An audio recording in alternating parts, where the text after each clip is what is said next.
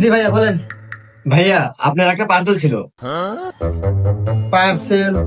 আরে ভাই আমি তো কোনো কিছু অর্ডার দেই নাই। কি বলেন ভাই, এটা 350 নম্বর বাসা না? হ্যাঁ ভাই, এটা তো 350 নম্বর বাসা। তাহলে তো ঠিকই আছে, আপনার বাসা থেকে তো অর্ডার কনফার্ম হয়েছে। কি বলেন? আচ্ছা দাঁড়ান দেখতেছি। পিঙ্কি, এই তুমি কি কোনো কিছু অর্ডার করছো অনলাইনে? না, আমি তো কোনো কিছু অর্ডার করি নাই। দেখি তো কি আসছে। আরে কি যেন একটা অর্ডার আসছে আর কি, আইফোন।